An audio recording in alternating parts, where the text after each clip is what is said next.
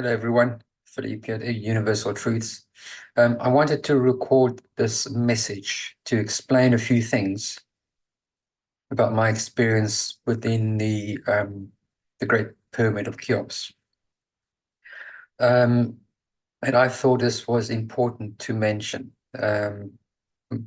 Certain aspects that a lot of people don't realize and will have a lot of heartache and uh, provide you with a much better experience.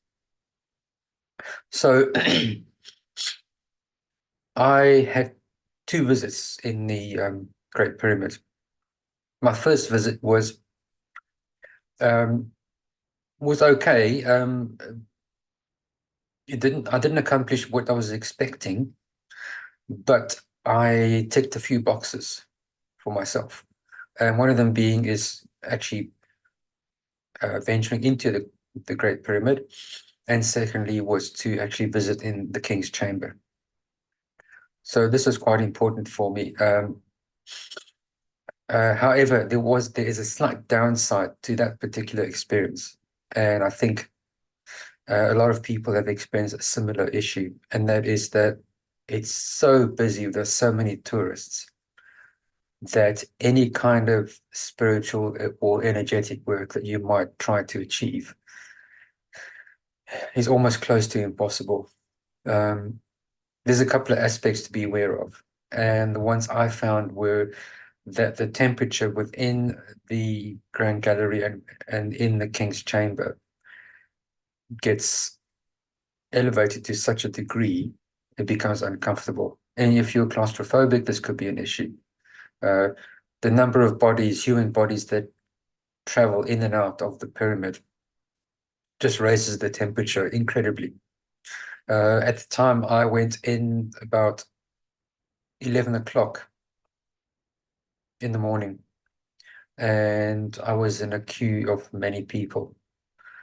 By the time I reached the chamber itself, I could feel the temperature, even in the Grand Gallery itself. What should have been a fairly easy walk up. It's quite a steep incline, but should be fairly easy to negotiate. Because of the concentration of CO2 and the only influx of air is actually where you just come from, which is quite far behind you, and it's a small entrance. There's no other ventilation at all, save the few circulation fans that you can see in the image behind me, the white boxes. There's about half a dozen of them scattered around behind me in the image and in front of me in the image. But this only circulates air that's been consumed. So you're circulating carbon dioxide, and oxygen levels are uh, becoming depleted. So this makes it feel quite tough. It feels like almost you're climbing up a hill, and the oxygen is getting thinner at high altitude. By the time I arrived within the King's Chamber, the heat was quite noticeable. I'm not squeamish with heat. I've lived in Africa for many years. I'm quite comfortable with heat, but this was a stuffy, oxygen-deprived heat. It was very, very challenging. I spoke to the security person in the King's Chamber on duty that day and asked if I could sit and do a short meditation. Initially, he was reluctant, but then he agreed that would be possible for me. So I did that, and I sat down and tried to do that. Because of the lack, should I say, the reduced level of oxygen and the increased level of carbon dioxide, and the heat generated by the bodies of human beings that have been in and out of that chamber, I'm talking hundreds of people, my body really struggled. And I'm an experienced meditation practitioner, but I struggled. My body was still heaving from the temperature and from the exertion of the climb to get there. So for me, I was extremely disappointed that I wasn't able to achieve my goal of a meditation within the King's Chamber. I did tick the box that I'd actually entered the pyramid, but this was not what I hopeful. So I left downhearted and exited the pyramid and felt um, disappointed because my entire trip was based around this one event. Fortunately, I managed to find, I managed to network with some of the local people, the security personnel, and there was a management chap that was actually on site that day. And funny how things work out. He wasn't meant to be on duty, but he was on that day and came up to help out at short notice. And we struck up conversation, and he asked me what I was doing, what my intentions were, and I explained to him that I was coming to experience the energy of the pyramids and within the king's chamber. He appeared to understand this aspect and put me in touch with Dr. Hani Darwish, who's now, you can see on our website, is now part of the team that we collaborate with the Egyptian excursions up and down the Nile. So at the time, I hadn't met Dr. Darwish, but he actually this chap connected me, and we spoke on the phone, and we arranged to meet later that week, and we did. Stars lined up, doors open, and the doctor actually suggested that we go back together on the Sunday um, and do this exercise again, which we did. So we met up and had a long discussion and arranged to meet the following morning down at the Sphinx entrance, if you're familiar with the area.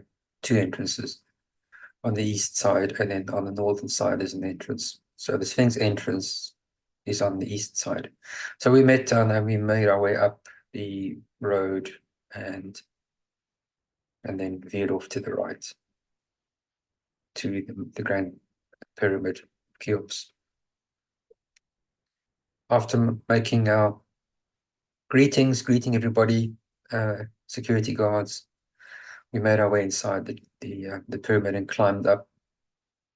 This was earlier in the morning, so there weren't as many people that had traveled through the pyramid. So the temperature was massively different, much lower. It was so much easier for me to climb up the Grand Gallery than before. And arriving in the King's Chamber again was less stressful, physically less stressful, because the numbers of people that have been in the chamber were far lower than my previous experience. However, there were still many people that joined us. I think when we arrived in the chamber, we must have had at least a dozen people that arrived with us, straight behind us. Because of Dr. Darwish's knowledge, experience, and influence on the Giza Plateau, he spoke to the security guard, and I was granted unlimited time to conduct a meditation in the King's Chamber, which is not normally possible. However, this didn't stop the flow of people within the King's Chamber. And unless you're an experienced meditation practitioner, this could still be an issue for you. My friend Hani Darwish suggested I sit between the sarcophagus that you can see behind me on the image and the north wall, which is immediately behind me as well. There's a space of about 3/4 of a meter. And he suggested I sit between the sarcophagus and the north wall. This is apparently the apex, beneath the apex of the pyramid itself, which I did. So I sat up with my back up against the sarcophagus facing the north wall. And I then proceeded to relax down into my meditation procedures and to access a state of surrender. So what you must also realize at this time, there were still people milling around taking photographs. standing next to the sarcophagus. There was an American lady that leant around and said, "Oh, look, he's meditating," a very loud voice. And I was like, okay, thanks for that. And then another chap from the other side saying, "Are you okay?" And again, I was like silently in my mind saying, okay, thanks for that. I don't need those kind of distractions. So those distractions are there. And unless you're an experienced meditation practitioner, this could distract you and you might not achieve what you were hoping for. But we have an answer for you. Stay with me till the end of this video and we'll discuss the options and the answers and the ways we can get around this. So I continued with my meditation, relaxed down, and pretty soon I was able to disconnect from energetically from the energies of the other people within the chamber. I could still hear them, but they weren't affecting me. They weren't disrupting my frequency and what my intentions were. Almost straight away, I felt and observed the pyramid's connection to the universe. A bright beam of white light connected the pyramid to the energy of the universe, and that was quite evident.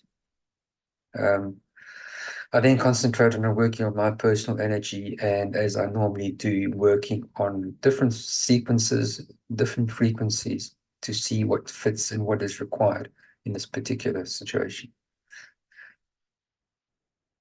At the time, it didn't feel like anything was particularly happening, nothing, no strong experiences. So I called out to my master teacher, Tohot, who's the scribe, the Egyptian god, who was my master teacher. At first, there was no response, so I continued with my energy work, and time-wise, I'm not sure how long that took. But within a few minutes, and suddenly I felt from my left-hand side this presence arriving, and it was his energy that arrived. And the first thing he said to me was, "There is no name." I tried to use 3 different names of his that I know, and he said to me, "There is no name." So I was like, whoa, okay. I understand. Going forward, I will respect this aspect. Then he instructed me on an energetic sequence, which once I take clients into the King's Chamber, this particular sequence will be shared, and I will be taking our clients through this sequence for the best experience. I won't share this information outside the King's Chamber.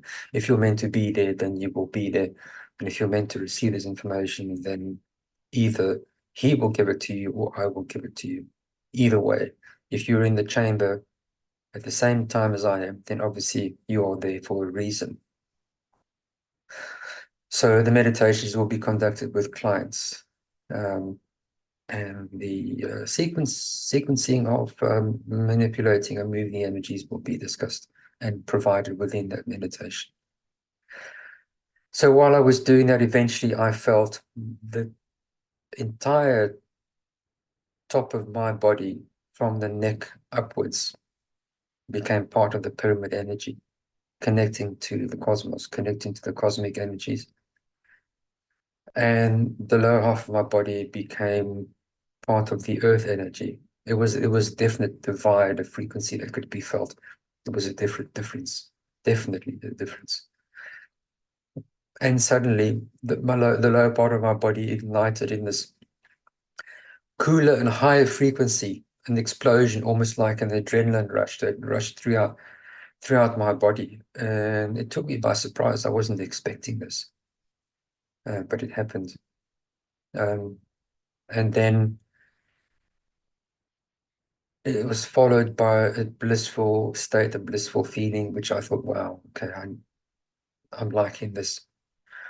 So I attempted to reproduce this. I was able to do it with the technique provided.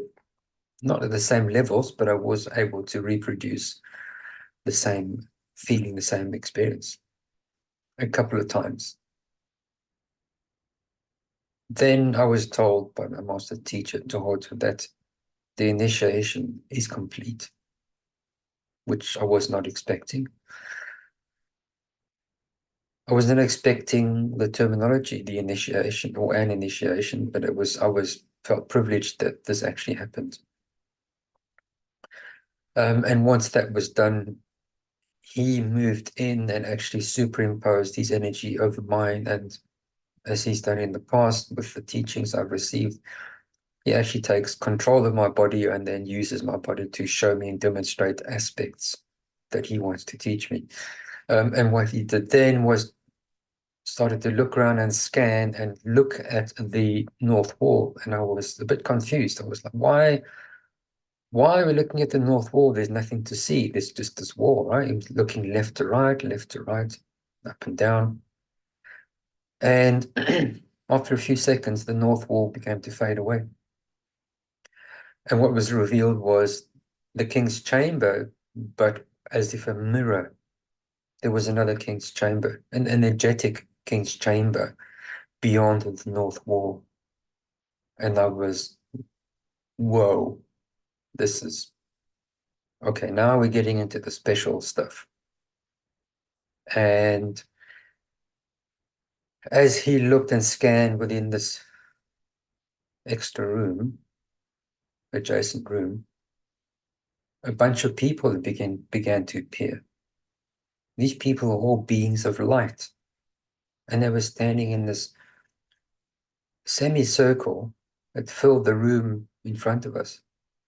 And they were all giving thanks. They had their hands up and they were bowing. And I could sense they were giving thanks. And I was wondering why they were giving thanks to me. And I thought, well, this is strange. But then I realized they were giving thanks to my master teacher for their initiations. All these people were the past students that had been initiated in the King's Chamber. Also, what I discovered later is they were also giving thanks to me for taking on this cosmic mission, that the initiation allowed me now to move forward in my second mission to assist the planet in frequency changes and all the inhabitants on the planet. So that was very humbling to realize, but there was more, something I never ever expected. As I looked, or as he looked, using my body, looked to the right-hand side, out of the corner of my left eye to the left side in the central room, I spotted a much brighter light than the rest of the light beings that were there. That was a surprise, and soon became apparent who that was. And this, at the time, didn't shock me, but now looking back, I'm quite taken aback and feel privileged to have been in that presence, is that Jesus was actually standing there with them. And he was also giving thanks. He was also praising. So that was a special moment as well. Because of course, Jesus was also initiated within the sarcophagus when he received his teachings at the Temple of Isis before he went back across to Israel and to start the teachings. So yeah, that was a massive experience, and greatly appreciated. Something that I was hoping for, but not in as much detail. The experience was more than what I expected. So I wanted to share this experience with our potential clients for two reasons. One, to explain, if you go on your own steam without support, then you could struggle. I was given time and I spent eventually 22 minutes without being disturbed. So I was given the time to be able to conduct this level, still with a certain amount of background noise, which fortunately I was able to disconnect from. Now, here's the secret. If you feel called and you feel that you need to do this for yourself, we can help you. At Universal Truths, we have the ability to provide exclusive access to the Great Pyramid, and including other sacred sites, all the way down to Aswan, Luxor, all the sites. We can provide exclusive access where you will not be disturbed by crowds of tourists. You and your group will have exclusive access where you can experience the energies as they were meant to be experienced. And with myself leading the meditations and teaching you and showing you what to do with the energy so that you can maximize your experience and potentially have the initiation experience that I experienced myself. So I hope this helps. And if you are keen and you feel drawn and you feel called, then please reach out. Let's talk. I'm sure we can arrange something. But this is important. So many people have been disappointed because they couldn't achieve what they were hoping to achieve. I was fortunate. I experienced both sides of the coin, the difficult side and eventually the easier side. And as I say, now I'm that much the wiser and I'm able to help you as a result. So if you're interested, get in touch at Universal Truths. Thank you, and I hope to see you soon.